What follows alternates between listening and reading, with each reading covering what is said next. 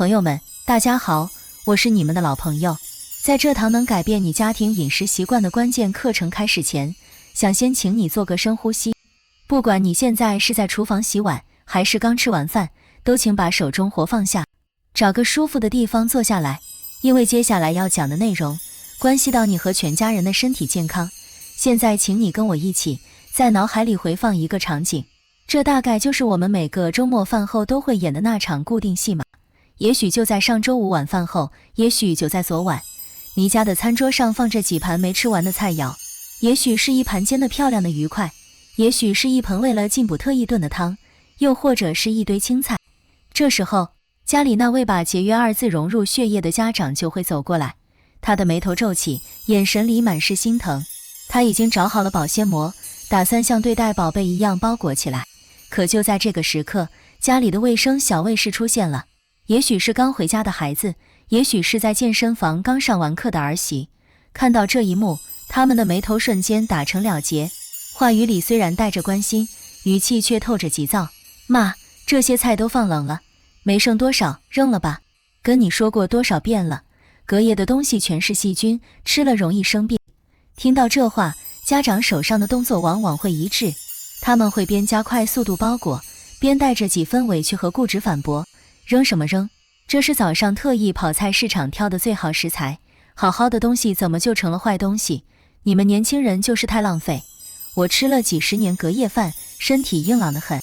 就这样，一场关乎餐桌的拉锯战在饭厅上演了。这一幕是不是让你觉得特别熟悉？其实年轻一代担心的是那个听起来像化学武器一样可怕的东西，叫亚硝酸盐。他们害怕中毒，害怕这会诱发疾病。另一边呢，老人家心疼的是物资浪费。这两种完全对立的观念，在我们的家庭里碰撞了几十年，谁也说服不了谁。那么从医学角度来看，到底谁对谁错呢？我要非常严肃、非常负责任地告诉各位，甚至可以用我多年的临床经验向大家保证，我们很多人纠结了半辈子的隔夜食物危害论，其实在很大程度上是被过度妖魔化了。真正让隔夜食物变成杀手的，压根不是那个被冤枉了好几十年的亚硝酸盐，而是一个我们看不见的隐形敌人，叫细菌。在我的诊疗经历中，很多食物中毒案例其实都是因为保存方法不当才导致的。只要学会科学的保存窍门，大多数隔夜食物其实完全可以放心享受。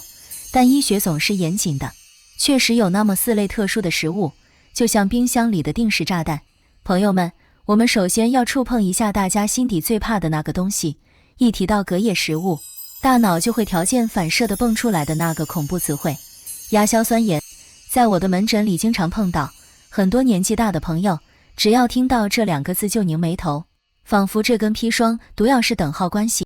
很多养生号都喜欢把亚硝酸盐妖魔化，说它像藏在冰箱里的死神，声称只要饭菜放了一晚上，里面的亚硝酸盐就会坐着火箭往上飙，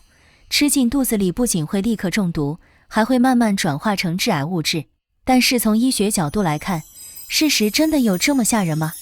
我要以医生的身份，非常负责任地告诉各位一个可能颠覆你认知的真相：亚硝酸盐根本没有传言说的那么可怕，相反，它其实是我们自然界物质循环中必不可少的一个环节，甚至可以说，我们就生活在被它包围的环境里。为了让你彻底放下心来，我们不妨把目光从饭桌挪开，想一想我们吃的这些蔬菜，不管是在高级超市挑选的，还是在菜贩那儿新鲜拔出来的，它们的生长逻辑其实是一模一样的。植物要长大，要活着，就得把根扎进土里去吸收营养，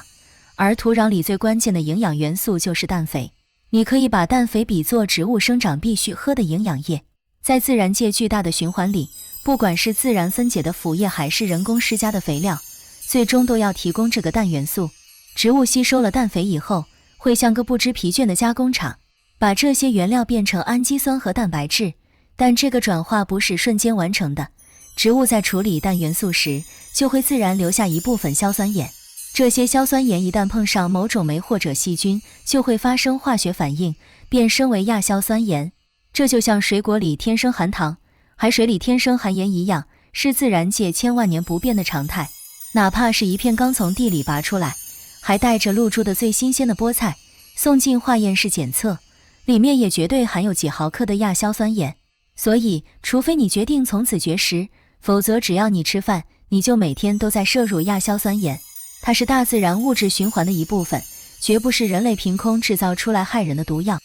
如果我告诉你，亚硝酸盐不仅仅无法逃避，甚至在食品工业里，它是被法律允许的合法添加剂，你会不会感到吃惊？根据现行的食品安全法规，亚硝酸盐有一个正式的职能名称，叫做防腐剂。其实答案就在我们的日常餐桌上。想一想，不管是逢年过节饭桌上必不可少的腊肠、腊肉，还是夜市烧烤摊上的烤肠，或者早餐三明治里加的火腿片，它们都有一个共同的特点，它们煮熟以后，颜色依然是那种诱人的粉红色。可如果你自己在家煮过新鲜猪肉，你就知道，肉煮熟了以后，肌红蛋白变性了，颜色通常是灰蒙蒙的，没什么食欲。那加工肉制品怎么能保持那么漂亮的红色呢？这就是亚硝酸盐在发挥作用。它像一位高明的化妆师，能和肉里的肌红蛋白发生化学结合，但这只是表面文章，它存在的真正意义远不止这个。事实上，亚硝酸盐之所以成为肉制品加工里几乎不可替代的添加剂，更重要的原因是它有一个救命的功能。在食品微生物学里，有一个令人闻风丧胆的隐形杀手，叫肉毒杆菌。这种菌在缺氧环境下特别容易繁殖，它分泌的肉毒素是目前已知自然界最强的神经毒素之一，而亚硝酸盐恰恰就是肉毒杆菌的天敌，它能非常有效地阻止肉毒杆菌的生长。既然我们吃了几十年含有微量亚硝酸盐的火腿、香肠都安然无恙，为什么偏偏要对自家冷柜里那盘隔夜菜中微乎其微的含量感到那么恐慌呢？很多朋友问我，隔夜菜里的亚硝酸盐到底要多大的量才能把人毒倒？其实我们首先要明白一个毒理学的基本常识，不谈剂量讲毒性，那就是耍流氓。根据临床毒理学的计算，亚硝酸盐要造成急性中毒，一个成年人必须在极短时间内摄入最少200毫克。这是什么概念呢？如果按隔夜菜里通常检测出的那点微量亚硝酸盐来算，要凑齐能把人毒倒的200毫克，你得有鲸鱼一样的胃口。这意味着你需要一顿饭不停地吃掉大概70根热狗。试问谁的胃能装这么多东西？在日常生活里，单靠吃剩菜把自己吃到亚硝酸盐中毒，这个概率就像被闪电击中一样。说到这儿，肯定有朋友会反驳我，你别忽悠我，新闻里真真切切报道过有人因为吃隔夜菜进了医院的，难道那些都是假的吗？不，新闻是真的，患者的痛苦也是真的。但作为医生，我要告诉各位，抓错凶手了。导致那些患者狂吐、腹泻的真正元凶，根本不是亚硝酸盐，而是生物学上的真正敌人——细菌。很多朋友有一个巨大的误区，他们觉得只要眼睛看不见脏东西，鼻子闻不到异味，食物就是安全的。这其实是对微生物世界的严重低估。在显微镜下，你的剩菜盘子里可能正在进行数以亿计的繁殖狂欢。为什么细菌比化学物质更可怕？因为它们是活的，而且极度狡猾。在临床上，我们把细菌分为腐败菌和致病菌。腐败菌让菜变味变臭，但真正要命的是致病菌，比如沙门氏菌、金黄色葡萄球菌。这些冷血杀手最可怕的地方在于，它们在初期繁殖时完全看不见，等到你的鼻子能闻出异味时，细菌数量早就是天文数字了。为了帮各位守住肠胃的防线，我必须讲一个专业的食品安全概念——危险温度带。在医学和食品科学中，我们把摄氏4度到60度这个区间列为禁区。在这个温度范围内，细菌的活性每处于最活跃的状态，简直是他们的5星级度假村。不管外面是春夏秋冬，我们家里的室温通常刚好落在这个最危险的区间里。在这个环境下，细菌不是做加法，而是在做疯狂的乘法。原本一个细菌只要条件合适，每20分钟就能分裂一次，1变2， 2变4。我们来做个简单的数学推演，假设今晚那盘红烧肉只沾染了一个细菌，你嫌麻烦没放冷柜，20分钟后它变成了2个，40分钟后变成4个。如果不幸放了4个小时，这个数字就变成了4000多。如果你像很多家庭一样留到第二天中午吃，放了8个小时，那数字会暴增到1600万。这就是微生物的滚雪球效应，给他们几个小时的室温，他们就能还你一个庞大的细菌帝国。这些细菌往往是我们亲手种进去的，那块满是刀痕，用了好多年的老砧板。厨房里流动的空气，当然最主要的传播工具，其实是我们手中的筷子和嘴里的唾液。我们的口腔本来就是一个巨大的菌群库，平时在嘴里相安无事，可一旦通过筷子把唾液带进了剩菜里，那里有丰富的蛋白质、油脂，这就好比把细菌从贫民窟直接送进了自助餐厅。尤其是金黄色葡萄球菌这类菌，它们在疯狂进食、繁殖的过程中会分泌出场毒素。请注意，这种毒素是菌的代谢产物，就算你第二天把菜热透了，菌死了，毒素往往耐高温。当你吃下这些含有毒素的剩菜，身体为了自救会启动剧烈的排斥反应，这就是为什么你会狂吐、腹泻不止。这根本不是简单的吃坏肚子，这是你的身体在拼命排毒的求救信号。我曾遇到过一个案例，一位李大姐有一次为了省事，炖了一大锅咖喱鸡，想着这一锅能供全家人吃2-3顿，但冷柜里已经塞满了。她想，现在天气也不算太热，咖喱这东西本来就是越炖越入味，我就盖上盖子放在灶台上一晚。然而第二天早上情况就失控了，学校老师打来电话说孙子在教室里吐得一塌糊涂，紧接着李大姐和老伴在家也是上吐下泻，最后一家3口全被送进了急诊科。化验结果出来了，罪魁祸首是产气荚膜梭菌。他最喜欢的就是大锅的、粘稠的，在室温下慢慢冷却的食物，因为这种食物散热特别慢，当表面凉了，锅中心那一团还是温热的，这就形成了一个完美的无氧温室。这种环境简直是产气荚膜梭菌的天堂。朋友们，通过这个故事，我们要明白，隔夜菜本身并不是洪水猛兽，能不能吃，关键不在于隔夜，而在于怎么保存。我们真正的敌人不是那个需要长期积累才有害的亚硝酸盐，而是这些看不见但繁殖速度极快的致病菌。第一招是尽一切可能缩短食物在室温下停留的时间。为了保险起见，尽量不要让食物在外面放超过2小时。如果是夏天30多度的高温天，这个时限必须缩短到1小时以内。现在的冷柜制冷技术已经非常成熟了，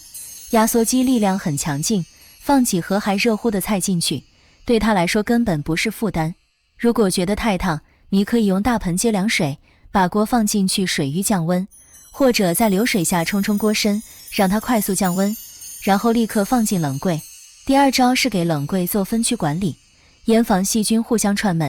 冷柜的冷藏室，我们把它想象成一条河流，上层就是上游水源保护区，必须是最干净的。这里应该专门用来存放那些不需要加热，拿出来就能直接吃的食物，比如剩饭、剩菜、酸奶。中层可以当做缓冲区，适合存放那些虽然是生的，但比较干净且食用前需要清洗和烹饪的蔬菜水果。而下层则是污染控制区，这里专门用来放正在解冻的生肉、生鱼。所有放进冷柜的隔夜菜必须全副武装，一定要加盖子或者严密包裹保鲜膜，这是切断空气传播污染最有效的手段。第三招是彻底加热，这往往是最多人容易掉以轻心的环节，也是很多腹泻病例的源头。食物的中心温度必须超过70摄氏度，并且要维持一定的时间。如果你只是加热到40-50度，这个温度区间恰恰是细菌繁殖最疯狂的舒适区。所以对待隔夜菜，我们的态度必须强硬，要么不吃，要吃就必须热透。但医学上没有绝对的安全，确实有那么4类特殊的食物。第一类是淀粉类的凉拌食品，比如凉皮、凉面、河粉等等。这背后的凶手不是普通的细菌，而是一种叫米酵菌酸的致命毒素。普通的细菌我们煮熟煮透，菌体蛋白变性，它就死了。但米酵菌酸不一样，它是细菌在特定环境下代谢产生的化学毒素。一旦这种毒素产生，它具有极强的耐热性，哪怕你用100度的开水煮很久，毒性依然存在。所以对于这类食物，唯一的安全法则就是现做现吃，绝不隔夜。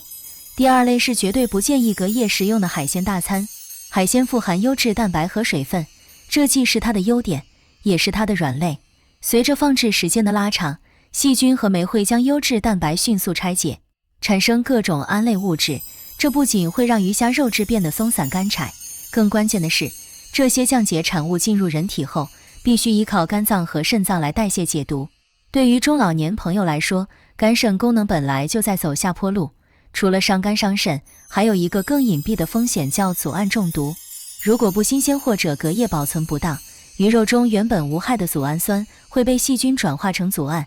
这东西就是引起过敏反应的元凶。很多朋友吃完隔夜鱼，突然满脸通红，剧烈头痛，心慌气短，第一反应往往以为是自己对海鲜过敏了，其实不然，这很可能是组胺中毒，而且组胺也是耐高温的，回锅加热根本消除不掉，所以海鲜要趁热吃完。第三种是半熟蛋，也就是溏心蛋、温泉蛋、鸡蛋，尤其是蛋壳表面，是沙门氏菌的重灾区。当我们把鸡蛋煮到全熟，也就是蛋黄彻底凝固时，高温确实已经把沙门氏菌剿灭殆尽，但半熟蛋就完全是另一回事了。所谓的半熟，意味着内部温度根本没有达到有效杀菌的标准。如果你把这样的蛋留到第二天，那颗未凝固的蛋黄液，对于残存的沙门氏菌来说，简直就是一个豪华繁殖基地。在你隔夜放置的那十几个小时里，细菌可能已经繁殖了数代。第四类是叶菜类蔬菜，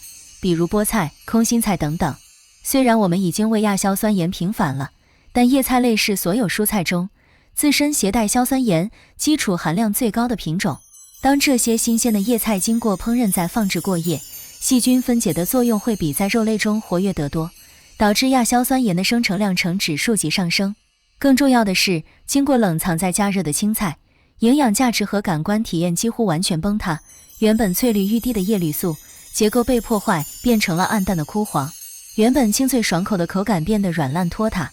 叶菜里最宝贵的往往是那些水溶性维生素，反复的冷藏再加热过程，简直就是对这些营养素的一场大屠杀。你原本是为了补充维生素才大口吃菜，结果隔夜后再吃，你吞下的仅仅是一堆死气沉沉的植物纤维。这就好比你去银行存了一笔巨款，结果取钱的时候发现不仅利息没有，本金还被扣光了。所以叶菜类必须遵循一顿清原则，宁可少炒半盘，绝不剩下一口。朋友们，我们从那个看似节约实则隐患重重的剩菜习惯切入，层层揭开了亚硝酸盐被妖魔化的真相，并最终锁定了导致食物中毒的真正幕后黑手——庞大的细菌军团。我们一起学习了医师临床总结的防毒三板斧：趁热密封、分装保存、彻底回锅。同时，我们也毫不留情地拉黑了凉拌菜、海鲜、半熟蛋和绿叶菜这四大雷区。我之所以愿意花这么大的篇幅讲这些内容，是因为我太了解咱们这一代人了。咱们是从物质匮乏的年代走过来的，每一粒粮食都来之不易，珍惜粮食的观念已经刻进了骨髓里。看到剩菜要倒掉，那种心疼是生理性的，这不仅不是错误，反而是一种值得尊敬的传统美德。但是，亲爱的朋友们，时代在变，我们的健康观念也需要升级。我想诚恳地跟你分享一个新的视角，什么才是最高级的珍惜？真正的珍惜，不光是珍惜盘子里的那点剩菜，更是要珍惜我们这副虽然不再年轻，但依然要陪伴我们走下去的身体，是珍惜我们能够健康地陪伴在儿女身边，不给家庭添乱的宝贵时光。我们不妨来算一笔最现实的经济账。如果我们为了舍不得倒掉那一盘价值或许只有10几块钱的剩菜，结果导致肠胃炎发作、上吐下泻，甚至不幸感染了致命的米酵菌酸，住进了 ICU， 那时候昂贵的医药费可能是这盘剩菜价值的几千倍甚至上万倍。这还没有算上你身体遭受的痛苦，儿女们不得不请假陪护的误工损失，以及全家人日夜悬心的精神压力。咱们操劳了一辈子，最会精打细算的朋友们，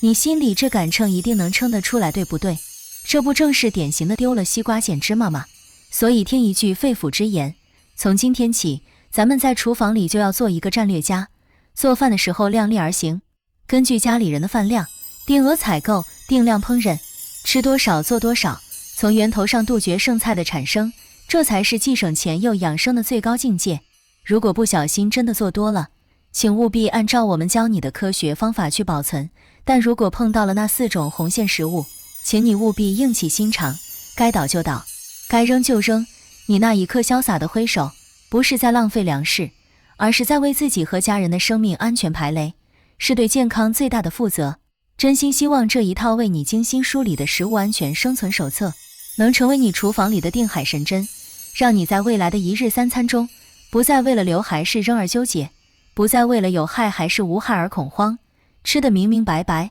活得健健康康。如果你觉得今天的分享解开了你心里的疙瘩，对你的生活哪怕有一点点帮助，请不要吝啬，给我们点一个大大的赞，并订阅我们的频道，这对我来说是莫大的鼓励。更重要的是，请你动动手指，把这个视频转发给你的老朋友们，特别是那些家里冷柜总是塞得满满当当，怎么劝都舍不得扔剩菜的长辈们。你的一次转发，传递的不仅仅是知识，更是一份救命的关爱，说不定就能避免一场潜在的食物中毒悲剧，挽救一个家庭的安宁。咱们下期视频不见不散。